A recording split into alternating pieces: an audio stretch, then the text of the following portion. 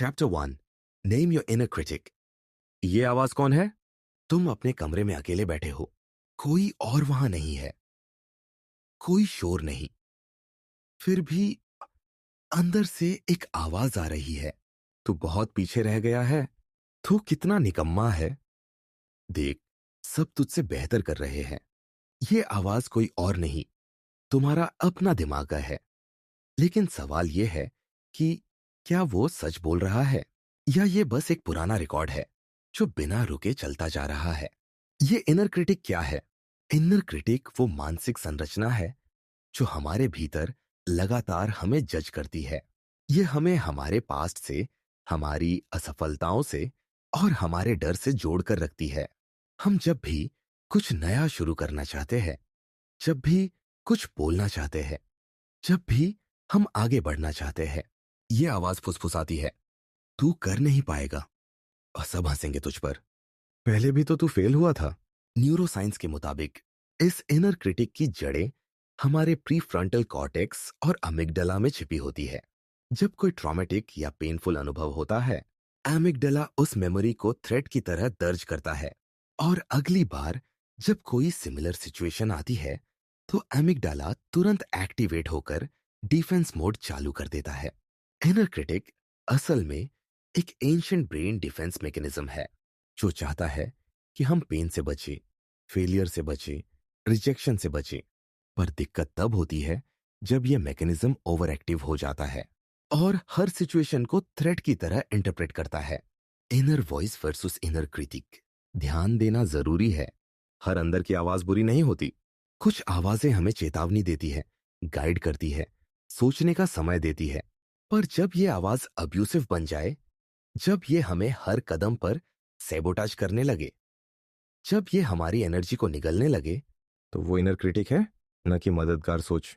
Conditioning का असर। ज्यादातर लोगों की इनर क्रिटिक की आवाज उनके बचपन से शुरू होती है। उनके माता पिता, शिक्षक, समाज, जो भी हार्श वर्ड्स उन्होंने सुने, वे अंदर बैठ जाते हैं। उदाहरण के लिए, तू बेवकूफ है, तू कुछ नहीं कर पाएगा, लड़के ऐसे नहीं करते, लड़कियां ये नहीं कर सकती। ये बातें धीरे धीरे आवाज से आइडेंटिटी बन जाती हैं। डार्क साइकोलॉजी की भाषा में यह एक मैनिपुलेटर है।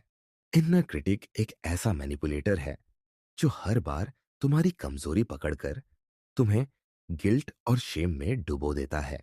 इसका काम है तुम्हें संदेह, डर और असहायता में फंसाए रखना। और सबसे खतरनाक बात, ये तुम्हारे अंदर से बोलता है, इसलिए तुम्हें लगता है कि ये तुम ही हो। स्टेप 1, उसे पहचानो। Who is speaking?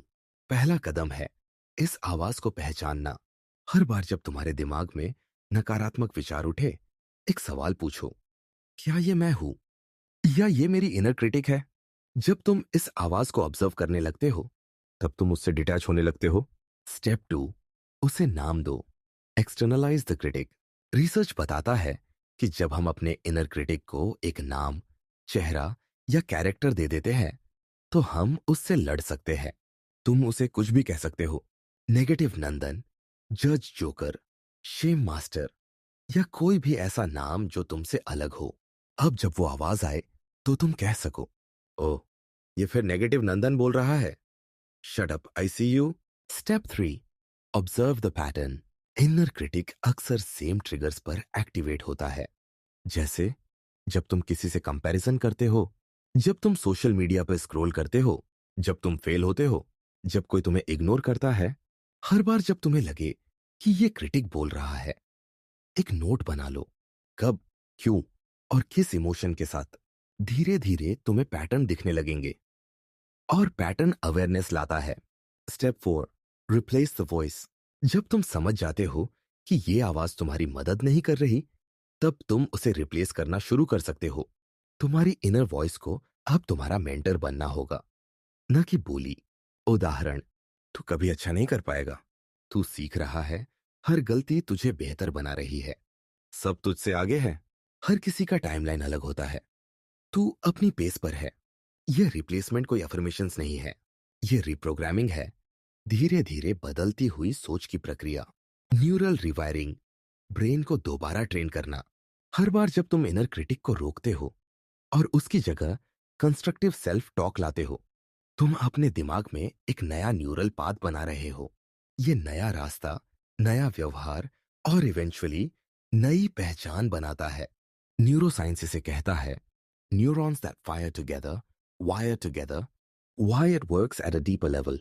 तुम्हारा दिमाग आदतों का गुलाम है। इनर क्रिटिक एक डिफॉल्ट प्रोग्रामिंग है, लेकिन अगर तुम कॉन्शियसली उसे पहचानो तो वो मिटने लगता है।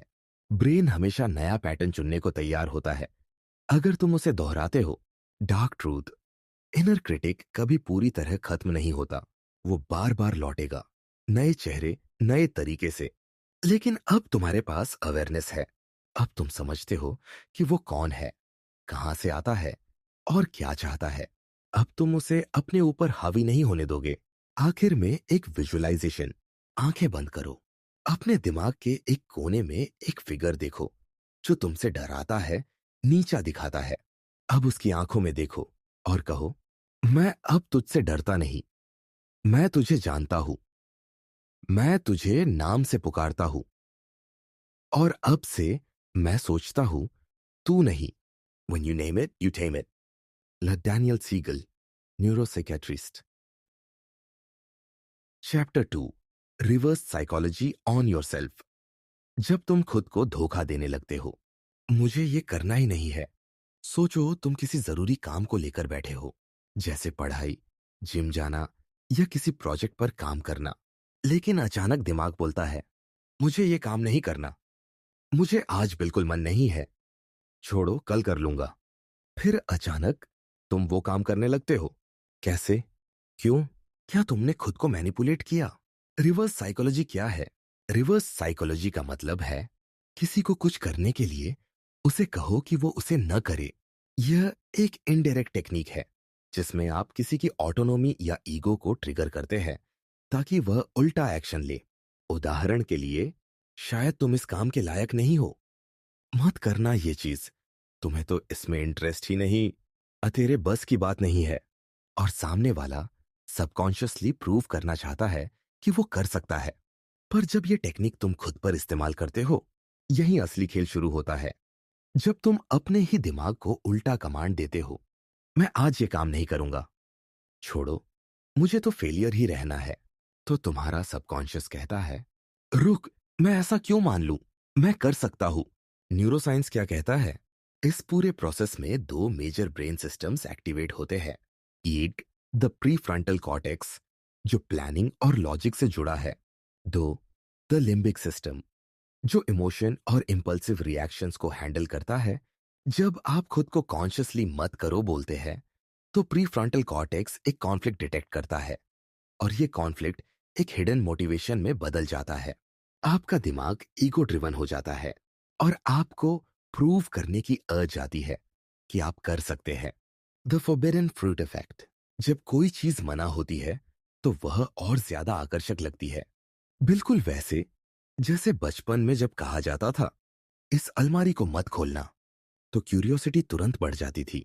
हमारे दिमाग में ये रिएक्टेंस इफेक्ट काम करता है, जहां ये हमें अपना कंट्रोल वापस चाहिए होता है। खुद को चालाकी से ट्रिगर करना। रिवर्स साइकोलॉजी को खुद पर इस्तेमाल करने का सबसे आसान तरीका है अपने ब्रेन को चॉइस इल्यूजन देना। उदाहरण, ठीक है, तू आज नहीं पढ़ना चाहता, बढ़िया, बस 5 मिनट बैठ जा किताब के सामने और फिर उठ जाना। और वही 5 मिनट 1 घंटे में बदल जाते हैं। तू जिम नहीं जाना चाहता, परफेक्ट, बस जिम बैग उठा और वहीं बैठ जा, बॉडी को मत हिला। अब तुम्हारा दिमाग बोलेगा, अब जब मैं बैठा ही हूं तो कुछ रैप्स कर ही लूं। Dark psychology trick, shame the ego. कभी कभी अपना ईगो ही सबसे बड़ा मोटिवेटर होता है। खुद से कहो, शायद तू हमेशा एवरेज ही रहेगा, तेरे में डिसिप्लिन नहीं है, तो तू तो बस बातें करता है, करता कुछ नहीं। ये सुनकर जो अंदर से रेजिस्टेंस उठेगी, वही तुम्हें किक स्टार्ट दे सकती है। लेकिन ध्यान रहे, ये टेक्निक सिर्फ तभी काम करती है जब सेल्फ अवेयरनेस हो, वरना ये डिमोटिवेट भी कर सकती है। माइंड लूपिंग, तुम खुद को हिप्नोटाइज कर रहे हो। जब तुम बार बार बोलते हो, मुझे काम नहीं करना, मैं हमेशा लेट करता हूं, मैं कुछ नहीं कर पाता, तो ये धीरे धीरे एक मेंटल लूप बन जाता है। और इस लूप को तोड़ने के लिए तुम्हें एक शौक देना होता है। रिवर्स सजेशन वही शौक है। Behavioural experimentation, self reverse psychology कोई मोटिवेशनल स्पीच नहीं है। यह एक प्रयोग है। तुम खुद पर बार बार ये टेस्ट करते हो कि कब तुम्हारा माइंड पुश रेजिस्ट साइकिल में आता है। कई बार जब तुम खुद से कहोगे मैं ये काम नहीं करूंगा, तो तुम्हारा माइंड तुरंत रेबेल करेगा। मैं क्यों नहीं करूंगा, अब तो करूंगा। Identity triggering technique, step by step तरीका अपनाओ। एक, काम को अवॉइड करो। मैं आज ये करने वाला नहीं हूं। दो, ऑब्जर्व करो इंटरनल रेजिस्टेंस। क्यों नहीं, मैं तो इसे इजीली कर सकता हूं। थ्री, आइडेंटिटी को ट्रिगर करो। मैं वो इंसान हूं जो चैलेंज स्वीकार करता है। चोर एक्शन लो। अब तुम काम नहीं कर रहे, तुम अपनी आइडेंटिटी प्रूव कर रहे हो। Why does it work? क्योंकि हमारा दिमाग प्रेरणा से ज्यादा विरोध पर प्रतिक्रिया करता है।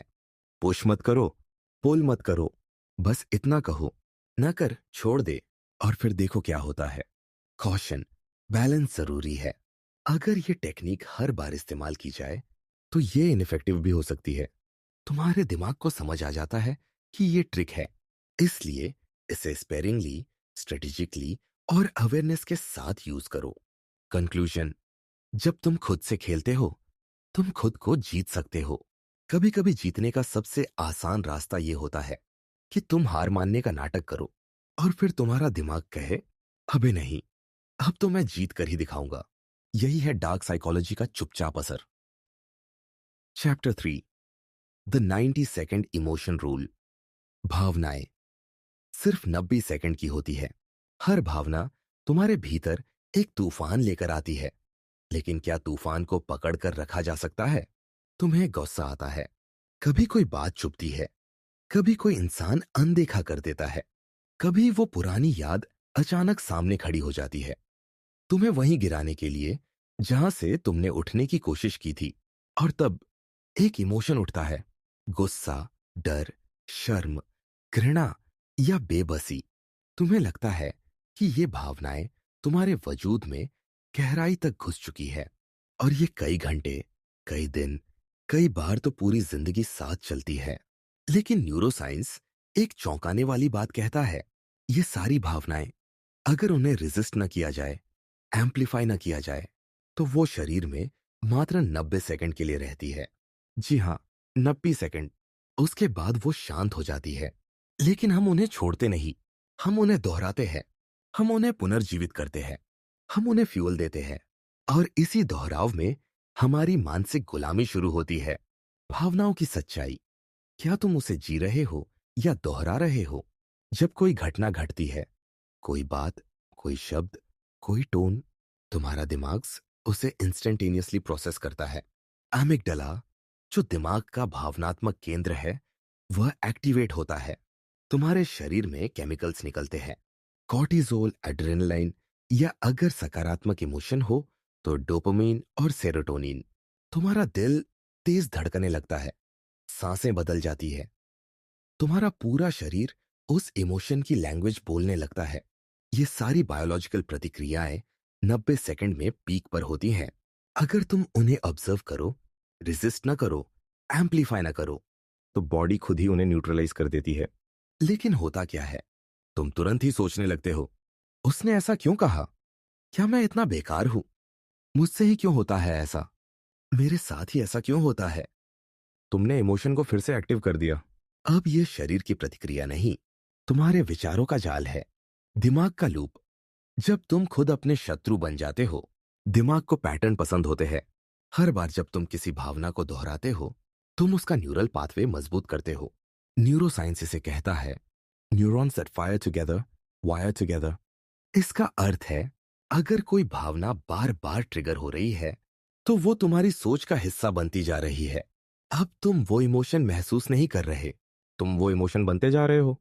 डिफॉल्ट मोड नेटवर्क, वो अदृश्य शक्ति जो तुम्हें अतीत में घसीटती है। जब तुम शांत होते हो, कुछ कर नहीं रहे होते, तब भी तुम्हारा दिमाग काम कर रहा होता है। इसे न्यूरो साइंस में कहा जाता है डिफॉल्ट मोड नेटवर्क। यह नेटवर्क मेमोरीज, सेल्फ आइडेंटिटी और फ्यूचर कल्पनाओं से जुड़ा होता है। अगर कोई दर्दनाक मेमोरी बार बार इस नेटवर्क के जरिए सरफेस पर आ रही है, तो तुम्हारा दिमाग उस इमोशन को दोबारा रिप्रोड्यूस कर रहा है, चाहे बाहरी परिस्थिति बदल चुकी हो। इसका मतलब यह है कि तुम्हारा वर्तमान खतरे में नहीं है, लेकिन तुम्हारा दिमाग उस खतरे की फिल्म दोबारा चला रहा है। तो फिर ये 90 सेकंड वाला नियम क्या कहता है? डॉक्टर जिल बोल्टर टेलर, एक प्रसिद्ध न्यूरोसाइंटिस्ट, बताती है, जब कोई इमोशन शरीर में उठता है तो वह केवल 90 सेकंड तक एक्टिव रहता है, जब तक कि हम उसे बार बार सोचकर दोबारा एक्टिवेट न करें। इसका अर्थ हुआ, इमोशन अपने आप थमता है, लेकिन सोच उसे थमने नहीं देती। एक सरल लेकिन क्रांतिकारी अभ्यास: जब अगली बार कोई भावना उठे तो एक चीज कीजिए, उसे ऑब्जर्व कीजिए, उसे एम्पलीफाई मत कीजिए। सिर्फ 90 सेकंड तक बॉडी की प्रतिक्रियाओं पर ध्यान दीजिए। सांस तेज हो रही है, हाथ कांप रहे हैं, मांसपेशियां टाइट हो रही हैं। अब कोई विचार मत लाइए, कोई मीनिंग मत जोड़िए, कोई लेबल मत लगाइए। बस उस इमोशन को बॉडी में फ्लो होने दीजिए। देखिए, 90 सेकंड बाद शरीर खुद शांत होने लगेगा। इमोशन जैसे आया था वैसे ही चला जाएगा। बार बार लौटने वाला इमोशन एक संकेत है। यदि कोई इमोशन बार बार लौट रहा है, हर परिस्थिति में ट्रिगर हो रहा है, हर कॉन्वर्सेशन में एक्टिवेट हो रहा है, तो ये केवल इमोशन नहीं है, ये इमोशनल कंडीशनिंग है। इस कंडीशनिंग को बदलने के लिए अवेयरनेस और रेपिटेशन की जरूरत होती है। जैसे पुराना न्यूरल सर्किट बना है, वैसे ही नया सर्किट बनाया जा सकता है। लेकिन पहले यह मानना होगा कि इमोशन स्थायी नहीं है। हमारा उससे चिपके रहना उसे स्थायी बनाता है। गलत फहमी: भावनाएं दबाना सही नहीं, एम्पलीफाई करना भी नहीं। जब हम माइंडफुलनेस की बात करते हैं तो लोग अक्सर दो गलतियां करते हैं। एक, इमोशन को दबा देते हैं, मैं कुछ नहीं महसूस कर रहा। दो, इमोशन को एम्पलीफाई करते हैं, मुझे ऐसा क्यों लग रहा है। ये गलत है, ये अनफेयर है। इन दोनों स्थितियों में इमोशन रिलीज नहीं होता। वह या तो दब जाता है या और गहराई में उतर जाता है। सही तरीका क्या है? ऑब्जर्व करना, अलाउ करना और लेट गो करना। निर्णय लो, लेकिन भावना के बाद। डार्क साइकोलॉजी यही कहती है, जब दिमाग डर में हो तब कोई निर्णय मत लो। जब आत्मसम्मान गिरा हो तब कोई आइडेंटिटी मत गढ़ो। जब क्रोध में हो तब कुछ मत कहो, क्योंकि तब तुम नहीं बोल रहे होते, तुम्हारा ट्रॉमा बोल रहा होता है। भावना को पहचानो, लेकिन पहचान मत बनाओ। तुम कह सकते हो, अरे मुझे डर लग रहा है, पर यह मत कहो, मैं डरपोक हूं। कह सकते हो, मुझे शर्म आ रही है, पर मत कहो, मैं बेकार इंसान हूं। इमोशन को एक्सपीरियंस करना ओके है, उसे आइडेंटिटी बनाना तुम्हारी स्वतंत्रता को खा जाएगा। निष्कर्ष: भावना आती है, जाती है, तुम बीच में हो। हर इमोशन आता है, अपनी पीक तक जाता है और फिर शांत होता है। तुम इमोशन नहीं हो, तुम ऑब्जर्वर हो। अगर तुम ये सीख लो कि इमोशन को 90 सेकंड तक बस देखने देना है, तो तुम उसकी गुलामी से बाहर आ सकते हो। यही असली साइकोलॉजिकल फ्रीडम है। Chapter 4: decision fatigue fix. जब छोटे छोटे फैसले तुम्हारी मानसिक ऊर्जा को खा जाते हैं, अगर तुम हर रोज तय नहीं कर पाते कि क्या पहनना है, क्या खाना है या किसे जवाब देना है, तो यकीन मानो, तुम्हारे फैसले तुम्हें खा रहे हैं। तुम सोचते हो कि दिन की शुरुआत तुम फ्रेश एनर्जी से करते हो। तुम्हें लगता है कि मोटिवेशन, सेल्फ कंट्रोल, क्लैरिटी, ये सब तुम्हारे साथ है। पर जैसे जैसे दिन बीतता है, तुम थकने लगते हो। लेकिन ये सिर्फ शारीरिक थकावट नहीं है, ये है मेंटल डिप्लीशन, डिसीजन फटीग। ये वही है जब तुम्हारा दिमाग छोटे छोटे फैसलों से जलने लगता है। क्या पहनूं, क्या जवाब दूं, ये काम पहले करूं या वो। तुमने महसूस किया होगा, सुबह तुम अपने इमोशन को कंट्रोल कर पाते हो, लेकिन शाम होते होते तुम इरिटेट, डिस्ट्रैक्टेड और इमोशनली इंपल्सिव हो जाते हो। ये तुम नहीं हो, ये तुम्हारे अंदर का कॉग्निटिव बर्नआउट है। डिसीजन फटीग क्या है? डिसीजन फटीग वो मानसिक थकावट है जो बार बार फैसले लेने से होती है। हर बार जब तुम कुछ चुनते हो, तुम्हारा दिमाग एनर्जी खर्च करता है। रिसर्च कहती है कि एक दिन में एवरेज इंसान 45,000 से ज्यादा डिसीजंस लेता है। हाँ, 35,000। हर हाँ या ना, हर अब या बाद में, हर क्या करूं, ये सब माइक्रोस्कोपिक चॉइसेस है। जो तुम्हारी मानसिक शक्ति को कुतरते रहते हैं। न्यूरोलॉजिकल आधार, प्रीफ्रंटल कॉर्टेक्स का पतन। तुम्हारे फैसलों की जिम्मेदारी प्रीफ्रंटल कॉर्टेक्स पर है, दिमाग का वो हिस्सा जो लॉजिक, प्लानिंग और सेल्फ रेगुलेशन से जुड़ा है। जब दिन भर ये क्षेत्र लगातार डिसीजन लेता रहता है, तो उसमें कॉग्निटिव डिप्लीशन शुरू होती है। अब वही ब्रेन जो सुबह समझदारी से सोच सकता था, शाम तक इम्पल्सिव और रिएक्टिव हो जाता है। तभी तो तुम शाम को ज्यादा जंक फूड खाते हो, लेट नाइट स्क्रोलिंग करते हो और बार बार रिग्रेट करते हो। साइकोलॉजिकल एक्सपेरिमेंट, कोर्ट का फैसला। स्टैनफोर्ड यूनिवर्सिटी के एक अध्ययन में देखा गया कि जज सुबह ज्यादा पैरोल अप्रूवल्स देते थे, और जैसे जैसे दिन बढ़ता गया वे ना कहने लगे। क्यों? क्योंकि वो मेंटली थक चुके थे। डिसीजन फिटीक ने उन्हें रिस्क अवर्स बना दिया था। तुम्हारे साथ भी यही होता है। डे के शुरू में तुम पॉसिबिलिटी देखते हो, डे के अंत में तुम रिस्क से डरते हो। सुपर अचीवर्स कैसे बचते हैं? Steve Jobs, Mark Zuckerberg, Barack Obama, ये लोग रोज एक ही तरह के कपड़े क्यों पहनते हैं? ताकि वो दिन की शुरुआत ही डिसीजन से न करे। स्टीव जॉब्स ने एक बार कहा था, मैं अपने क्रिएटिव एनर्जी को बेकार के डिसीजंस पर खर्च नहीं करता। रूटीन, ऑटोमेशन और क्लैरिटी, यह उनका आत्मरक्षण था। तुम कब डिसीजन फटीग में हो? कुछ संकेत: बार बार काम टालना, ज्यादा इंपल्सिव खरीदारी, छोटी बातों पर इरिटेट होना, ज्यादा कैफीन क्रेविंग, सब कुछ एकदम ओवरवेलमिंग लगना। ये सब तुम्हारे कॉग्निटिव डिप्लीशन के लक्षण हैं। डिफॉल्ट सेटिंग से जागो। तुम्हारा दिमाग ऐसे डिजाइंड है कि वो कंजर्व करना चाहता है। अगर तुम सुबह से ही सोशल मीडिया पर चॉइस ओवरलोड में आ जाते हो, कौन सी रील देखनी है, किसका रिप्लाई देना है, कौन सा टेक्स्ट इग्नोर करना है, तो दोपहर तक तुम्हारा दिमाग सुन्न पड़ जाता है। तुम्हारे अंदर अब एनर्जी नहीं रहती उस काम के लिए जो सच में जरूरी है। डार्क सच्चाई, जो डिस्ट्रैक्शन लगती है वो दरअसल डिसीजन है। नेटफ्लिक्स पर स्क्रॉल करना डिसीजन है। इंस्टाग्राम पर पोस्ट को लाइक करना डिसीजन है। व्हाट्सएप पर टाइपिंग देखना और रिप्लाई न करना डिसीजन है। ये सब तुम्हें लगेगा कि छोटे टास्क्स हैं, पर न्यूरोसाइंस कहता है हर माइक्रो डिसीजन ब्रेन के कॉग्निटिव बजट को खा रहा है। तुम्हें पता ही नहीं चलता, पर दिन के अंत में तुम्हारी क्लैरिटी, विल पावर और इमोशनल स्ट्रेंथ खत्म हो जाती है। तो इसका समाधान क्या है? एक, सुबह सबसे जरूरी चीज करो।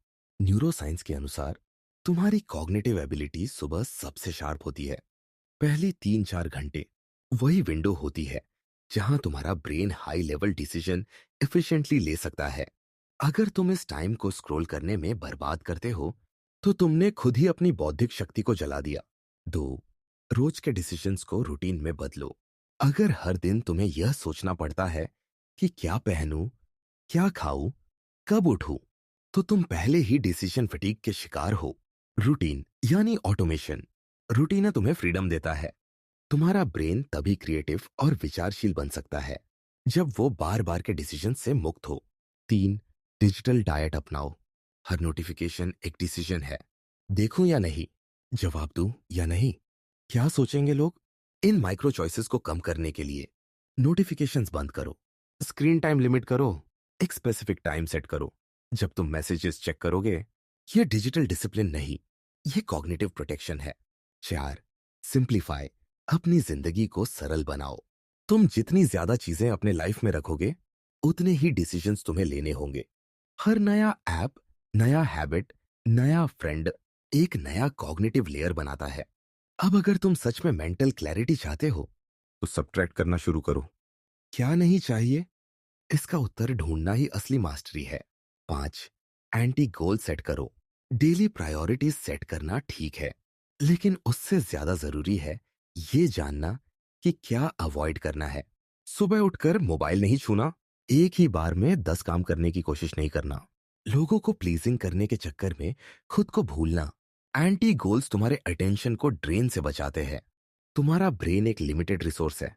तुम सोचते हो कि तुम अनलिमिटेड सोच सकते हो, लेकिन न्यूरोसाइंस चीख चीख कर कहता है तुम्हारी अटेंशन, फोकस और सेल्फ कंट्रोल फिनाइट है। अगर तुम उसे हर रोज बेवजह के चॉइसेस में खर्च कर दोगे, तो फिर अपने असली गोल्स के लिए तुम्हारे पास कुछ बचेगा ही नहीं। निर्णय लो, लेकिन सोच समझकर। हर बार तुम डिसाइड करते हो फाइट या फ्लाइट, क्लैरिटी या कंफ्यूजन, फोकस या डिस्ट्रैक्शन, डेप्थ या सुपरफिशियलिटी। तुम्हारा हर डिसीजन तुम्हारी आइडेंटिटी की एक ईंट है। या तो तुम अपने चॉइसेस से आर्किटेक्चर बनाओगे या धीरे धीरे खुद के ही बनाए हुए डिसीजंस में खो जाओगे। निष्कर्ष, डिसीजन फटीग कोई छोटी चीज नहीं है। यह तुम्हारी सोच को धीरे धीरे खत्म कर देती है, ताकि तुम सोचो ही मत, ताकि तुम डिफॉल्ट पर चले जाओ, प्रोग्रामेबल बन जाओ। इससे निकलने का रास्ता वही है, रूटीन, डिसिप्लिन, क्लैरिटी, सब्ट्रैक्शन। यही कॉग्निटिव फ्रीडम है, यही मेंटल मास्टरी है। Chapter 5, visualise the worst then solve it. सबसे बुरा सोचो, लेकिन हल के साथ। डर को दबाने से वो मरता नहीं, वो छिपता है और फिर अचानक सबसे कमजोर पल में सामने आता है। पर अगर तुम डर की आंखों में देख सको और उससे पहले ही उसका नक्शा बना सको, तो तुम उसे हराने लगते हो। तुमने सुना होगा, सकारात्मक सोचो, अच्छा सोचो, अच्छा होगा। बुरा मत सोचो, वो तुम्हें खा जाएगा। पर क्या तुमने कभी सोचा है कि बुरा सोचो लेकिन उसका हल निकालो, ये कितना ज्यादा सशक्त तरीका हो सकता है। ये कोई नकारात्मकता नहीं है, ये डर को उसके घर में घुसकर मारना है। यह तकनीक स्टोइसिज्म से आती है, जहां कहा गया, प्रीमेडिटाशियो मलोरुम, बुरे की कल्पना पहले ही कर लो, ताकि जब वो हो तो तुम तैयार हो। मानसिक स्पष्टता का पहला कदम, डर को नाम दो। हर इंसान के अंदर डर होता है, कभी रिजेक्शन का, कभी फेलियर का, कभी अकेले रह जाने का। लेकिन डर तब सबसे शक्तिशाली बनता है जब हम उसे डिफाइन नहीं करते। तुम कहते हो, मुझे चिंता हो रही है, लेकिन चिंता किसकी? सब बिगड़ जाएगा। क्या बिगड़ेगा? मैं असफल हो जाऊंगा। किसमें? जब डर वेग होता है, वो दिमाग के हर कोने में फैलता है, लेकिन जब तुम उसे स्पेसिफिक बना देते हो तो वो श्रिंक करने लगता है। विजुअलाइजेशन का न्यूरोसाइंस, तुम्हारा दिमाग इमेजिनेशन और रियलिटी में बहुत फर्क नहीं करता। एमआरआई स्कैन्स बताते हैं कि अगर तुम किसी डर की कल्पना करते हो तो वही ब्रेन रीजन्स एक्टिवेट होते हैं जैसे वह डर सच में घट रहा हो। अब सवाल है, क्या हम इस ताकत को अब्यूज करते हैं या इसका कॉन्शियस यूज करते हैं?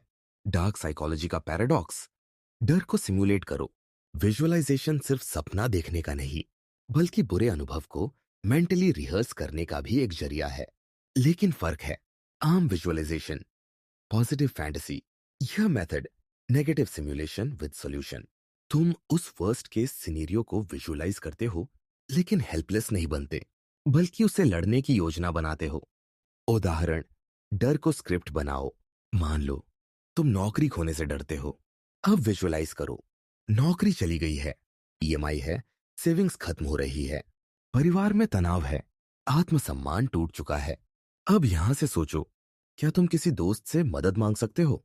क्या कोई अल्टरनेटिव इनकम सोर्स है? क्या इससे पहले भी कोई मुश्किल झेली है? तुम एक डिटेल्ड स्क्रिप्ट बनाते हो जिसमें डर नहीं, तैयारी होती है। तुम्हारा दिमाग कैसे प्रतिक्रिया देता है? जब तुम वर्स्ट केस को सिमुलेट करते हो, दिमाग की अमिगडाला पहले अलर्ट होती है। पर अगर तुम सेम समय सॉल्यूशन पर फोकस करते हो, तो प्री फ्रंटल कॉर्टेक्स उसे रेगुलेट करता है। इस प्रैक्टिस से तुम्हारा दिमाग ये सीखता है, मैं डर के बावजूद सुरक्षित हूं, क्योंकि मेरे पास एक ब्लूप्रिंट है। क्यों यह एंजाइटी से बेहतर है? एंजाइटी क्या है? एक ऐसा डर जो वेग है, शेपलेस है और कभी खत्म नहीं होता। विजुअलाइजेशन क्या है? उसी डर को स्ट्रक्चर देना है, एक डिफाइंड फ्रेम में बांध देना, ताकि वह ख्याल बनकर तुम्हारा पीछा न करे, बल्कि रणनीति बनकर तुम्हारा साथी बन जाए। फियर को फ्रेमवर्क में बदलो। विजुअलाइज करो, तुम्हारा रिलेशनशिप टूट गया, पैसा खत्म हो गया, तुम्हारे पेरेंट्स तुम्हारे डिसीजन से नाखुश हैं, तुम अकेले हो। अब हर डर को एक प्रॉब्लम सॉल्विंग फ्रेमवर्क में रखो। एक, ये क्यों हुआ? दो, मैं अभी क्या कर सकता हूं? तीन, अगर सबसे बुरा हुआ तब क्या प्लान भी है? चार, क्या मैं इससे पहले कभी ऐसी स्थिति में था? जब तुम डर को प्रोसेस करना शुरू करते हो तो वह केओस नहीं रह जाता, वह एक सिस्टम बन जाता है। स्टोइक फिलॉसफी कहती है, सिर्फ बुरे की कल्पना मत करो, उस पर अभ्यास करो। मार्कस ऑरेलियस, रोमन एम्परर और स्टोइक फिलोसोफर, हर सुबह वर्स्ट केस सिनेरियोस विजुअलाइज करते थे। आज कोई मेरी आलोचना करेगा, आज मैं बीमार हो सकता हूं, आज मुझे धोखा मिल सकता है। लेकिन वह खुद को इसके लिए मेंटली प्रिपेयर करते थे। उनका मांट्रा था, अगर मैं मेंटली मरने को तैयार हूं तो कोई भी तकलीफ मुझे जिंदा नहीं मार सकती। तुम हर डर के पीछे कंट्रोल ढूंढ सकते हो। जब तुम डर को इमेजिन करते हो तब तुम्हारा दिमाग कंट्रोल सेंटर ढूंढता है। अगर तुम एक्शन प्लान बनाते हो तो वो विजुअलाइजेशन तुम्हें एम्पावर्ड करता है। लेकिन अगर तुम सिर्फ डर को देखकर फ्रीज हो जाते हो तो वही डर तुम्हें कंट्रोल करता है। इसलिए फर्क ये नहीं है कि तुम डर विजुअलाइज करते हो या नहीं। फर्क ये है कि तुम डर के साथ क्या करते हो। अभ्यास प्रीमेडिटासियो मलोरुम। 1, अपने 3 सबसे बड़े डर लिखो। 2, हर एक के वर्स्ट केस सिनेरियो का डिटेल विजुअलाइजेशन करो। 3, अब 3 प्रैक्टिकल स्टेप्स लिखो जो तुम उस स्थिति में कर सकते हो। श्योर, इन स्टेप्स को रोज रिव्यू करो, रिहर्स करो। धीरे धीरे दिमाग को लगने लगेगा मैं उस डर के लिए तैयार हूं। तभी तुम एंग्जाइटी से बाहर आकर क्लैरिटी में प्रवेश करते हो। यह कमजोरी नहीं, मानसिक ताकत है। लोग कहेंगे तुम नेगेटिव सोच रहे हो, तुम पेसिमिस्ट हो, तुम वर्स्ट सोचते हो। लेकिन वे नहीं समझते तुम डर को झेल नहीं रहे, तुम उसे स्क्रिप्ट कर रहे हो, डाइसेक्ट कर रहे हो, सॉल्व कर रहे हो। यही रेजिलियंस है, यही ट्रू सेल्फ मास्टरी है। निष्कर्ष, तुम डर से भाग सकते हो या डर के ब्लूप्रिंट बना सकते हो। तुम विजुअलाइजेशन का इस्तेमाल सिर्फ सपने देखने में कर सकते हो या डर को डिकोड करने में। जो तुम चुनोगे वही तय करेगा कि तुम एक स्लेव ऑफ फियर बनोगे या architect of response. Chapter 6, negative visualisation for gratitude. जो है उसे खो देने का विचार। हम अक्सर अपनी जिंदगी की सबसे कीमती चीजों को तब तक हल्के में लेते हैं जब तक वो हमें किसी हादसे या हानि की शक्ल में खो ना जाए। लेकिन क्या हो अगर हम उसे खोने से पहले ही उसकी अहमियत समझ लें। जहां खुशी खत्म होती है वहां सराहना शुरू होती है। ग्रेटिट्यूड कागज पर एक सीधा सादा शब्द, पर असल जिंदगी में ये एक ऐसी मन स्थिति है जिसमें इंसान हर उस चीज की कद्र करता है जो उसके पास पहले से ही है। लेकिन एक मनोवैज्ञानिक सच्चाई यह कहती है कि तुम जिस चीज के साथ रोज जीते हो उसके मूल्य को समझना सबसे कठिन होता है। ग्रेटिट्यूड की विफलता क्यों होती है? तुमने कितनी बार ग्रेटफुल होने की कोशिश की? हर सुबह एफर्मेशंस बोले, मैं आभारी हूं। एक जर्नल खरीदा और उसमें 3 चीजें लिखी जिनके लिए थैंकफुल हो। और फिर कुछ दिन बाद सब बंद। क्यों? क्योंकि तुम्हारा दिमाग आदतों का गुलाम है। जो चीज तुम्हारे आसपास होती है वो धीरे धीरे साइकोलॉजिकल बैकग्राउंड नॉइज बन जाती है। तुम्हारे पास जो है वो तुम्हारे लिए धीरे धीरे डिफॉल्ट बन जाता है, स्पेशल नहीं। न्यूरोसाइंस क्या कहता है? तुम्हारा दिमाग नॉवेल्टी सीकिंग मशीन है। हर नया अनुभव नया डोपामिन रिलीज करता है, लेकिन जो फेमिलियर है वो डोपामिन नहीं देता। अब सोचो, तुम्हारे माता पिता, तुम्हारा शरीर, तुम्हारा सुरक्षित घर, तुम्हारा दोस्त जो हमेशा सुनता है, तुम्हारे पास आज जो समय है, ये सब तुम्हारे लिए नॉर्मल हो चुके हैं। पर न्यूरोसाइंस कहता है जैसे ही तुम इन चीजों की गैर मौजूदगी की कल्पना करते हो वैसे ही दिमाग उन्हें दोबारा प्रेशियस मानने लगता है। नेगेटिव विजुअलाइजेशन क्या है? ये एक मेंटल रिवर्सल टेक्निक है। तुम कॉन्शियसली उन चीजों की कल्पना करते हो जिन्हें तुम खो सकते हो। सोचो, अगर तुम्हारा सबसे अच्छा दोस्त कल चला जाए। सोचो, अगर तुम सुबह उठो और अपने पैरों पर खड़े न हो सको। सोचो, अगर तुमसे आपका परिवार छिन जाए। यह अभ्यास दर्दनाक लगता है, लेकिन इसका परिणाम एक झटके में तुम्हारा दिमाग इन चीजों की कीमत को रिकॉग्नाइज करता है। स्टोइसिज्म और इस तकनीक का जन्म। स्टोइक फिलॉसफी कहती है मेमेंटो मोरी, तुम मर सकते हो। हर वह चीज जो तुम्हारे पास है वो अस्थाई है। सेनेका ने लिखा था, जब तुम हर दिन को आखिरी दिन समझकर जियो तो तुम्हारे पास कुछ भी गारंटीड नहीं लगता। हर सांस एक तोहफा बन जाती है। Psychological impact. तुम इंस्टेंट ग्रेटिट्यूड में शिफ्ट करते हो। तुम एक आम दिन की कल्पना करो, तुम्हारा मन रेस्टलेस है, तुम कंपैरिजन में हो, तुम्हें लगता है तुम्हारी जिंदगी में कुछ मिसिंग है।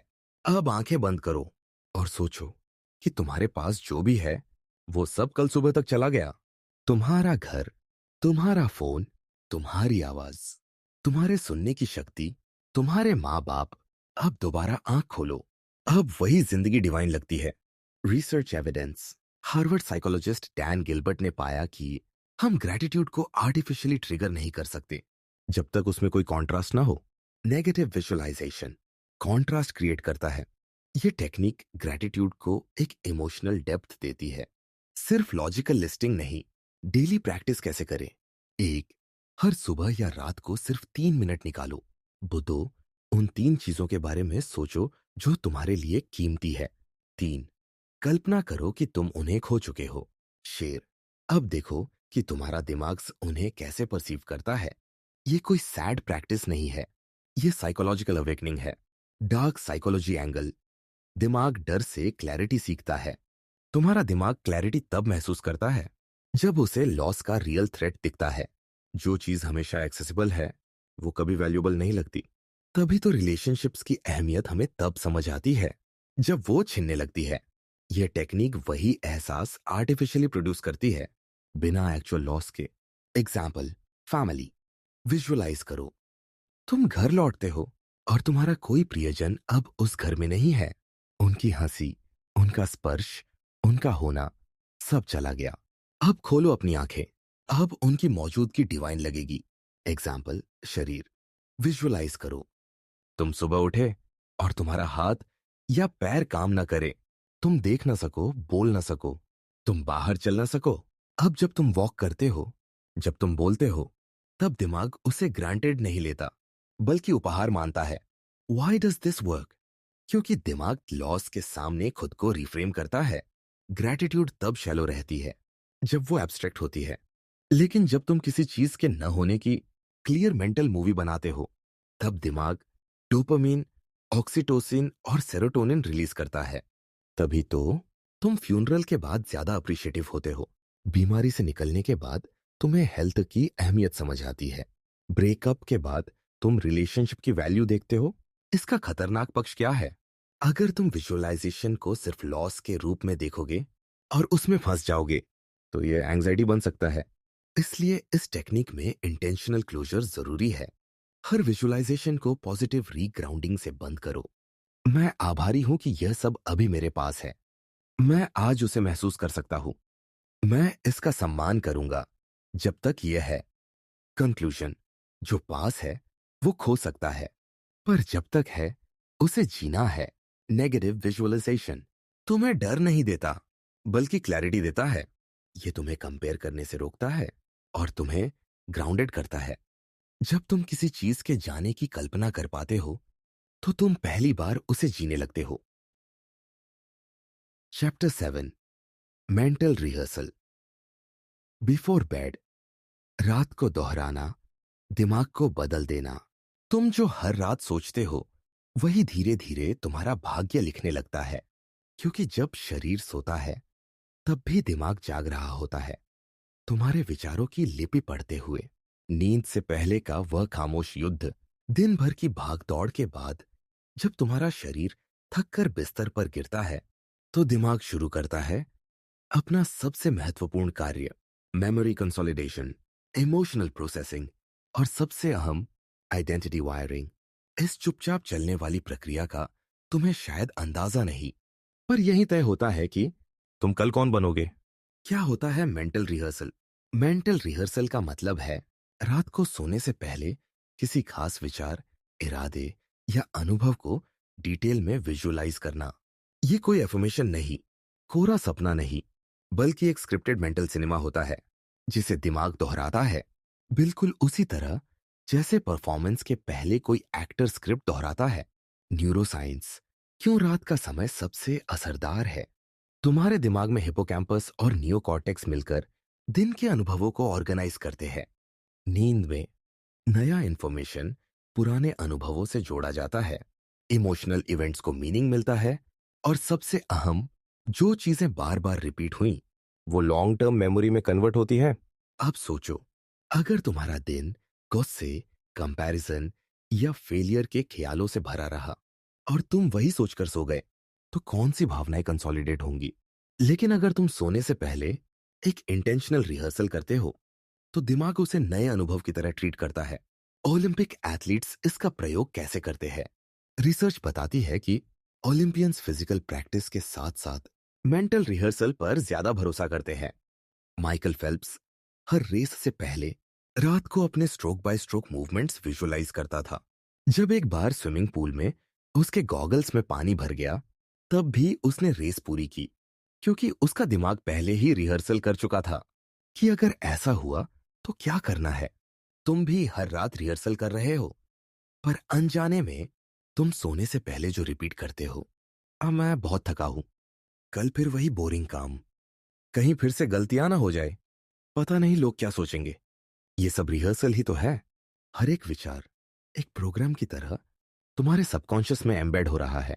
अब अगर ये विचार डर, शर्म या असंतोष से भरे हो, तो तुम्हारा दिमाग उसी ब्लूप्रिंट को दोहराएगा। डार्क साइकोलॉजी की चाल सबकॉन्शियस को हैक करना। सबकॉन्शियस कोई मॉरल बीइंग नहीं है।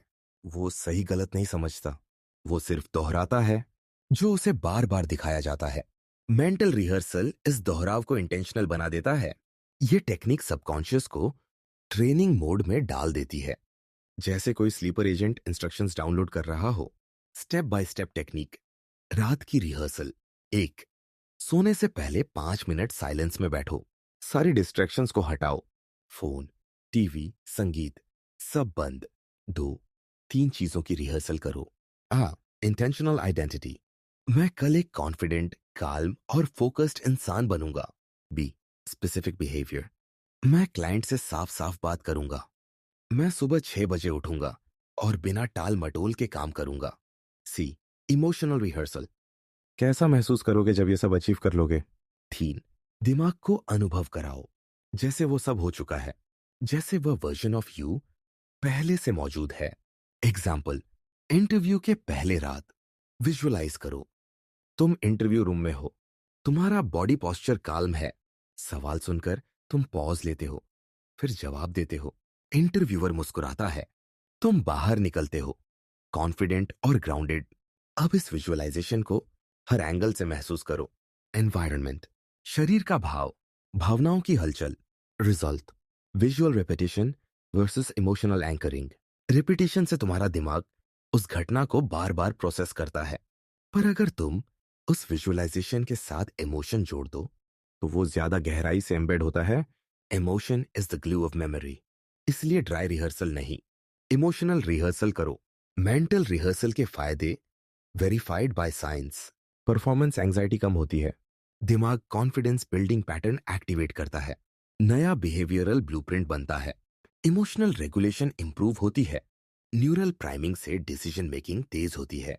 ये fake it till you make it का असली मतलब यहाँ फेक करने की बात नहीं, बल्कि रिहर्सल के जरिए दिमाग को एक ऑल्टरनेट रियलिटी में ऑपरेट करना सिखाया जाता है। बैरक ओबामा से लेकर सीरीना विलियम्स तक सभी ने किसी न किसी रूप में मेंटल रिहर्सल का उपयोग किया है। तुम क्या रिहर्स कर रहे हो? रात को अगर तुम यह सोचकर सोते हो कि मैं बेकार हूं, कुछ नहीं बदलेगा, अब मैं फिर असफल हो जाऊंगा, तो समझो तुम रिहर्सल कर रहे हो। पर हारने के लिए night programming, arc identity engineering, हर रात का मेंटल रिहर्सल तुम्हारे आइडेंटिटी स्क्रिप्ट का एक हिस्सा बन जाता है। धीरे धीरे तुम्हारा इंटरनल डायलॉग बदलता है, तुम्हारी बॉडी लैंग्वेज शिफ्ट करती है, तुम्हारा फोकस एडजस्ट होता है, और सबसे गहरा, तुम खुद को एक नए वर्जन में देखना शुरू करते हो। बोनस, स्लीप साइकिल के हिसाब से टाइम बेस्ट प्रैक्टिस। स्लीप के पहले 30 मिनट को कहते हैं हिप्नागोजिक विंडो। यहां ब्रेन वेव्स अल्फा से थीटा में शिफ्ट होती है, मतलब तुम वेकिंग और स्लीपिंग स्टेट के बीच हो। यही समय है सबसे गहरा प्रोग्रामिंग डालने का। इसलिए रात का आखिरी थॉट आने वाले कल का ब्लूप्रिंट होना चाहिए। निष्कर्ष, तुम जिस सोच के साथ सोते हो, उसी सोच के साथ जागते हो। मेंटल रिहर्सल कोई रातों रात चमत्कार नहीं करता, बट ये तुम्हारे दिमाग को हर दिन एक सटल शिफ्ट देता है, और वो सटल शिफ्ट ही आखिर में तुम्हारी आइडेंटिटी रीराइट कर देता है। अगर दिन तुम्हारा बैटलफील्ड है, तो रात तुम्हारा वेपनरी रूम है। Chapter 8, use third person self talk. जब मैं की जगह तुम कहना जरूरी हो जाता है, इसमें दिमाग तुम्हारा होता है, तो तुम खुद से कैसे बात करते हो, यही तय करता है कि वह तुम्हारा दोस्त है या तुम्हारा सबसे खतरनाक दुश्मन, तुम्हारी सबसे गुप्त आवाज कौन सी है? हर इंसान के अंदर एक लगातार चलने वाला संवाद होता है। एक आवाज हो जो हर फैसले, हर भावना और हर स्थिति पर टिप्पणी करती रहती है। ये आवाज दिखती नहीं, पर तुम्हारे कॉन्फिडेंस, डर, गिल्ट और डिसीजंस को गहराई से प्रभावित करती है। अब सवाल ये है, क्या ये आवाज तुम्हारी है या किसी और की जो तुम्हारे अंदर बैठी है? सेल्फ टॉक क्या है? सेल्फ टॉक मतलब वो इनर डायलॉग जो हम हर समय अपने दिमाग में चलाते हैं। जैसे, मैं ये काम नहीं कर सकता, मेरे साथ हमेशा ऐसा ही होता है, मुझे उनसे बात करनी चाहिए थी। ये वॉइस कभी एनकरेजमेंट देती है, कभी आलोचना करती है, कभी डराती है और कभी बहकाती है। ये दिमाग की सबसे सटल मैनिपुलेशन है जो धीरे धीरे इंसान की आइडेंटिटी तय कर देती है। प्रॉब्लम, जब मैं बोलता है तो दर्द पर्सनल हो जाता है। न्यूरोसाइंस बताता है कि जब इंसान पहली पर्सन मैं मैं सेल्फ टॉक करता है तो उसका इमोशनल ब्रेन यानी अमिगडेला और इंसुला ज्यादा एक्टिवेट होता है। मतलब, जब तुम खुद से कहते हो द मैं असफल हो गया, अब मुझे शर्म आ रही है, मैं कमजोर हूं, तो दिमाग उसे पर्सनल अटैक की तरह महसूस करता है। इंटरनल क्रिटिसिज्म ऐसा बन जाता है जैसे तुम खुद को साइकोलॉजिकली मार रहे हो। Solution, third person self talk. अब सोचो, अगर कोई तुम्हारा नाम लेकर कहे, ओम, तुम इससे निपट सकते हो, ओम, अब तुम पहले से बेहतर हो चुके हो, तब दिमाग एक डिस्टेंस बनाता है। थर्ड पर्सन सेल्फ टॉक का मतलब है खुद से नाम लेकर या तुम बोलकर बात करना। उदाहरण, तुम ये कर सकते हो, तुम्हें डरने की जरूरत नहीं है, तुम्हारी भावना अभी टेम्पररी है। रिसर्च प्रूफ, ईथन क्रॉस का एक्सपेरिमेंट। मिशिगन यूनिवर्सिटी के साइकोलॉजिस्ट ईथन क्रॉस ने एक फैसिनेटिंग एक्सपेरिमेंट किया। लोगों को एंजाइटी इंड्यूसिंग टास्क दिए गए, जैसे पब्लिक स्पीकिंग। एक ग्रुप को कहा गया, अपने आप से मैं बोलकर बात करो। दूसरे ग्रुप को कहा गया, थर्ड पर्सन में बात करो। नतीजा, थर्ड पर्सन ग्रुप ने कम हार्ट रेट स्पाइक दिखाया, ज्यादा काल्मनेस मेंटेन की, बेहतर परफॉर्मेंस दी और बाद में सेल्फ क्रिटिसिज्म में कमी दिखाई। क्यों काम करता है यह तरीका? तुम्हारा दिमाग जब किसी प्रॉब्लम को तुम कहकर देखता है तो वो उसे ऑब्जेक्टिव मानने लगता है। इंटरनल इमोशनल केओस को एक बाहर की स्थिति में बदल दिया जाता है। यह साइकोलॉजिकल फिनोमिनन कहलाता है सेल्फ डिस्टेंसिंग। डार्क साइकोलॉजी की ट्रिक, दिमाग को खुद से अलग करके मैनिपुलेट करना। जब तुम अपने दिमाग को नाम लेकर कमांड देते हो तो दिमाग उसे एक्सटर्नल कमांड समझता है, जैसे कोई और उसे निर्देश दे रहा हो। और हमारा सबकॉन्शियस दूसरों की बात मानने में ज्यादा कंडीशनड होता है, स्पेशली अथॉरिटी की। थर्ड पर्सन सेल्फ टॉक तुम्हें खुद का कोच बना देता है, ना कि विक्टिम। प्रैक्टिकल एप्लीकेशन, कैसे करें अभ्यास। एक, ट्रिगर पॉइंट पहचानो। जब भी एंजाइटी, डर या गिल्ट महसूस हो, पॉज करो। दो, नाम लेकर बात करो, ओम, ये बस एक फेज है, इससे निकलने के लिए तुम सक्षम हो, या तुम फिर से उठ सकते हो, पिछली बार भी तुमने किया था। थ्री, इमोशन को एक्सटर्नल करो, ये डर तुम्हारा नहीं है, ये कंडीशन की याद है। चार, सवाल पूछो, तुम इस समस्या को कैसे देखोगे अगर ये तुम्हारे दोस्त के साथ हो रही होती? इससे इमोशनल डिस्टेंस और पर्सपेक्टिव शिफ्ट होता है। एग्जाम्पल, ब्रेकअप के बाद तुम सोच रहे हो, मैं इतना टूटा हुआ क्यों महसूस कर रहा हूं, मैं उससे इतना अटैच क्यों था, क्या मुझ में ही कमी है? अब इसे थर्ड पर्सन में बदलो, ओम, तुम किसी के चले जाने से टूटे नहीं हो, तुम बस उस अटैचमेंट को महसूस कर रहे हो जो अब स्पेस मांग रही है। तुम इस एक्सपीरियंस से सीख रहे हो, तुम्हारी वर्थ किसी के वैलिडेशन से तय नहीं होती। एग्जाम्पल, स्टेज परफॉर्मेंस से पहले फर्स्ट पर्सन में, मुझे डर लग रहा है, कहीं मैं भूल ना जाऊं।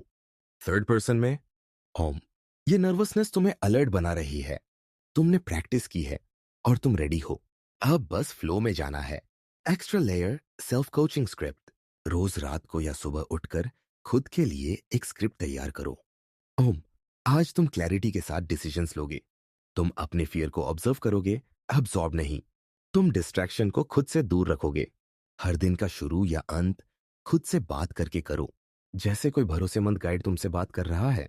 कॉशन, ओवर डिटैचमेंट से बचना कभी कभी ज्यादा डिस्टेंसिंग डिसोसिएशन बन सकता है।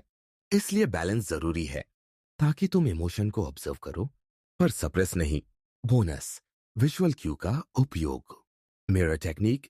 आईने के सामने खड़े हो, अपनी आंखों में देखकर खुद से थर्ड पर्सन में बात करो। ये ब्रेन बॉडी कनेक्शन को एक्टिव करता है और कमांड को ज्यादा रियल बना देता है।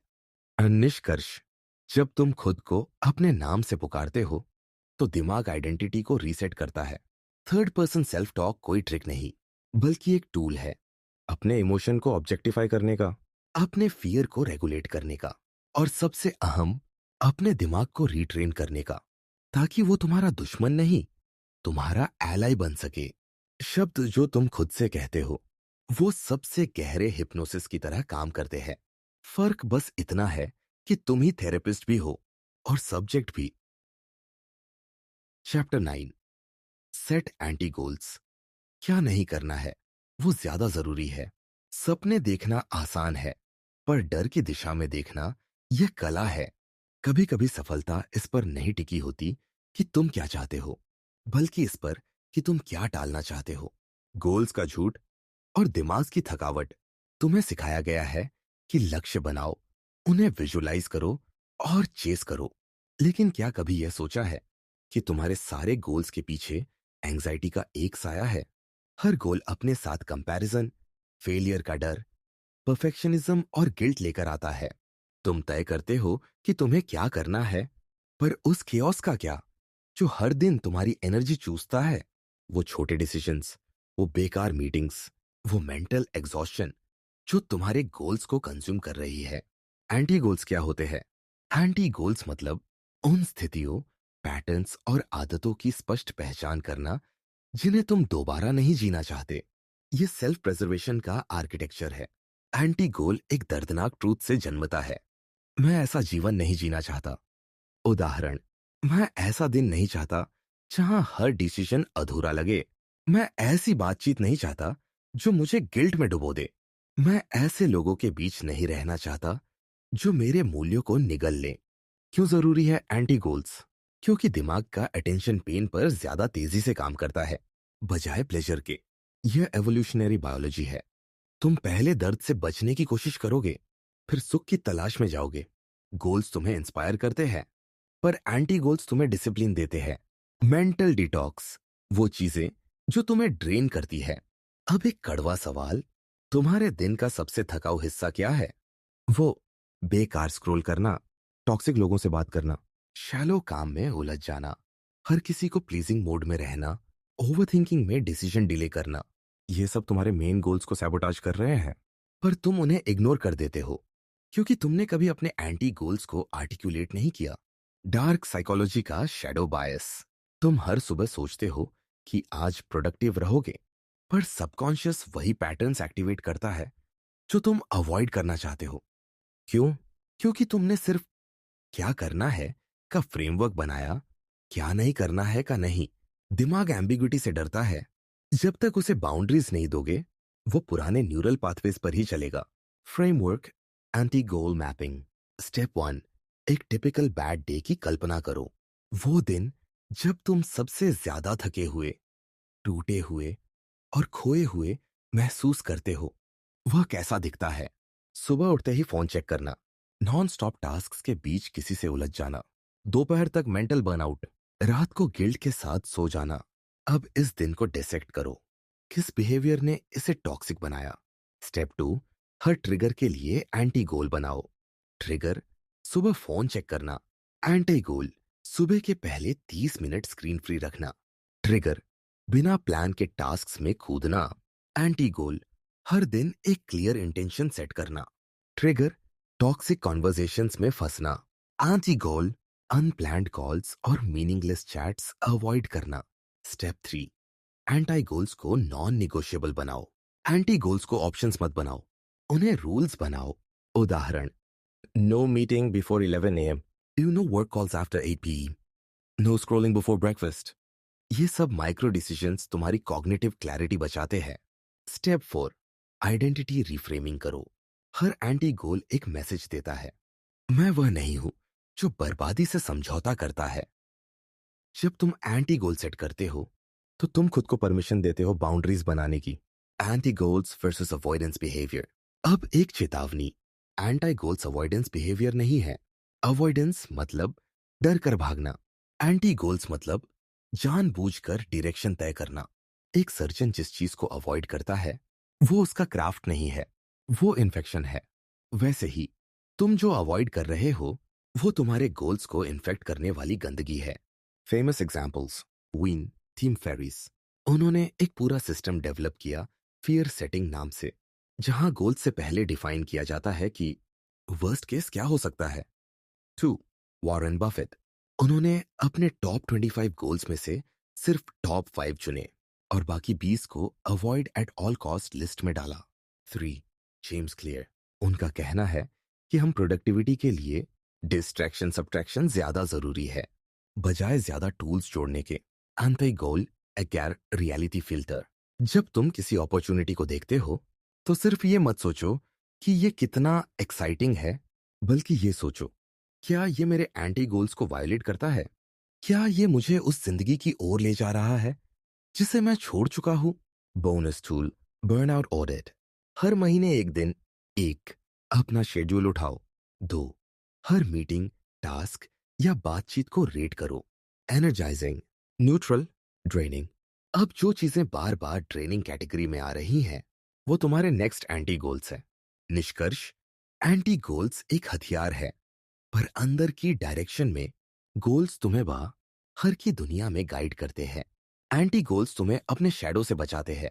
जब तक तुम ये तय नहीं करोगे कि तुम क्या नहीं हो, तब तक तुम ये तय नहीं कर पाओगे कि तुम क्या हो। विकास सिर्फ जोड़ने से नहीं होता, कभी कभी सब्ट्रैक्ट करने से क्लैरिटी आती है।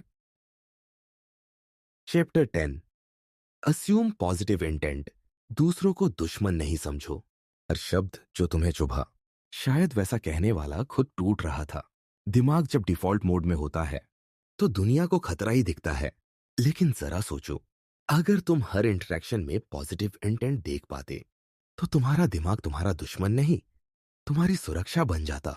हमारा डिफॉल्ट सेटिंग, संदेह, डर और रक्षात्मकता। तुम किसी के चेहरे के भाव पढ़ते हो, किसी के लहजे को पकड़ते हो, किसी के शब्दों को डिसेक्ट करते हो, लेकिन शायद सबसे ज्यादा जो करते हो वो है शंका। उसने ऐसा क्यों कहा? क्या वो मुझे नीचा दिखा रहा है? क्या वो मुझसे ईर्ष्या करता है? क्या वो मेरे खिलाफ है? तुम्हारा दिमाग थ्रेट को स्कैन करता है क्योंकि एवोल्यूशनरी बायोलॉजी ने उसे सर्वाइवल के लिए यही सिखाया। नेगेटिविटी बायस, खतरे की तलाश में प्रोग्राम हुआ दिमाग है। ब्रेन का अमिगडाला हर सोशल इंटरेक्शन को पहले थ्रेट मानकर एसेस करता है। तुम्हारी नर्वस सिस्टम की प्राथमिकता है पहले बचाव फिर विश्वास। इसलिए तुम न्यूट्रल फीडबैक को क्रिटिसिज्म समझते हो, साइलेंस को तिरस्कार मानते हो, डीले को डिसरिस्पेक्ट मान लेते हो। बट व्हाट इफ तुम पॉजिटिव इंटेंट मान लो? अब सोचो, अगर तुम मानो कि शायद उसने इसलिए नहीं जवाब दिया क्योंकि वो सच में व्यस्त था, शायद वो फीडबैक देने में अच्छा नहीं है पर नीयत बुरी नहीं थी, शायद उसका टोन उसका ही स्ट्रेस था, मेरा नहीं, तो क्या होगा? तुम्हारा नर्वस सिस्टम शांत हो जाएगा, तुम्हारा एनर्जी लीक बंद हो जाएगा, तुम क्लैरिटी से जवाब दे पाओगे, प्रतिक्रिया नहीं। Science behind this, prefrontal override. जब तुम अस्यूम पॉजिटिव इंटेंट करते हो तब तुम अपने प्राचीन इमोशनल ब्रेन को पॉज कर प्रीफ्रंटल कॉर्टेक्स से सोचना शुरू करते हो। यानी तुम रिएक्ट नहीं करते, तुम इंटरप्रेट करने की जिम्मेदारी लेते हो। तुम प्रोजेक्शन से परसेप्शन तक का सफर तय करते हो। एम्पैथी के लिए एक नया नजरिया। एम्पैथी का मतलब सिर्फ दूसरे के पेन को समझना नहीं है, बल्कि ये मानना भी है कि शायद दूसरा भी अपनी लड़ाई लड़ रहा है जिसका तुम्हें अंदाजा नहीं। Practical mind exercise, reframe every attack. हर बार जब तुम्हें कोई व्यवहार खटकता है तो पॉज करो और खुद से पूछो, क्या कोई ऑल्टरनेट एक्सप्लेनेशन हो सकती है? अगर उनका इंटेंट अच्छा होता तो मैं इसे कैसे इंटरप्रेट करता? एग्जाम्पल, सिचुएशन, बॉस ने जवाब नहीं दिया। डिफॉल्ट थॉट, वो मेरी इज्जत नहीं करता। रिफ्रेम, शायद उनका ध्यान कहीं और था, मैं क्लैरिटी मांग सकता हूं। Assumption, projection, distortion. तुम जिस नजरिए से देख रहे हो वो अक्सर तुम्हारे पास्ट वुंड्स का रिफ्लेक्शन होता है। अगर तुमने रिजेक्शन झेला है तो तुम हर फीडबैक को रिजेक्शन समझोगे। अगर तुमने नेग्लेक्ट देखा है तो तुम हर डिले को इग्नोरेंस मानोगे। तुम जिस लेंस से देखते हो वो तुम्हारे जख्मों से रंगा होता है। डार्क साइकोलॉजी में इसका उल्टा भी होता है। कुछ लोग इस बायस का फायदा उठाते हैं ताकि वे तुम्हें मैनिपुलेट कर सके। इसलिए पॉजिटिव इंटेंट का मतलब ये नहीं कि तुम नाइव बनो। इसका मतलब है तुम अवेयर रहो। तुम जज मत करो जल्दी में। तुम जवाब देने से पहले सोचो। Filter the situation, not just emotion. Assume positive intent का मतलब यह नहीं कि तुम हर टॉक्सिक बिहेवियर को एक्सेप्ट करो, बल्कि ये माइंडसेट है कि मैं रिएक्ट करने से पहले सोचूंगा, मैं क्लैरिटी मांगने से नहीं डरूंगा, मैं अपनी बाउंड्रीज के साथ काइंडनेस रखूंगा। Power of pause, response versus reaction. जब तुम पॉज करते हो तो तुम 1 सेकंड की स्पेस बनाते हो जहां तुम अपने प्रोजेक्शन को पकड़ सकते हो, तुम अपने ट्रॉमा फिल्टर को डीएक्टिवेट कर सकते हो, तुम अपनी एनर्जी को बचा सकते हो। यही 1 सेकंड का अंतर तुम्हें दर्द से समझदारी की ओर ले जाता है। Neuroplasticity, angle, rewiring the interpretation pathways. हर बार जब तुम किसी सिचुएशन को रिफ्रेम करते हो और पॉजिटिव इंटेंट अस्यूम करते हो, तब तुम अपने ब्रेन में नया न्यूरल सर्किट बनाते हो। रिपीट करो और यही तुम्हारा नया डिफॉल्ट बन सकता है। अस्यूम पॉजिटिव इंटेंट, खुद को बचाने का सबसे शांत तरीका। यह तुम पर कंट्रोल देता है ताकि तुम बाहरी दुनिया की गलती को अपने अंदर के तूफान में न बदल दो। रियल लाइफ स्टोरी, एक टूटे हुए पिता की कहानी। एक आदमी था जो रोज अपने बेटे पर चिल्लाता था। लोग सोचते थे कितना गुस्सैल इंसान है। पर एक दिन किसी ने उसके दोस्त से पूछा तो उसने बताया कि उस आदमी की पत्नी का हाल ही में देहांत हुआ है और वो डिप्रेशन में है। अब सोचो, क्या उस आदमी का चिल्लाना सही था? नहीं। पर क्या उसकी नीयत बुरी थी? शायद नहीं। पॉजिटिव इंटेंट को मानने का मतलब ये नहीं कि तुम सब कुछ सही मानते हो, बल्कि ये कि तुम जजमेंट से एम्पैथी की ओर बढ़ते हो। Personal practice, 7 days challenge. ये हर दिन 3 इंटरेक्शन नोट करो जहां तुमने जल्दी जजमेंट किया। 2, पॉज करके एक ऑल्टरनेट पॉजिटिव इंटेंट सोचो। 3, ऑब्जर्व करो कि इससे तुम्हारा रिस्पॉन्स कैसा बदलता है। शेयर, रिपीट करो। दिमाग रिवायरिंग इसी कंसिस्टेंसी से होता है। निष्कर्ष, इंटेंट असम्पशन तुम्हारी मानसिक सुरक्षा कवच है।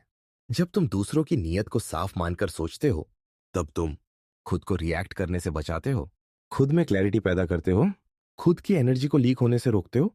क्योंकि ज्यादातर समय दूसरों का व्यवहार तुम्हारे बारे में नहीं होता, बल्कि उनके अपने संघर्षों का प्रतिबिंब होता है।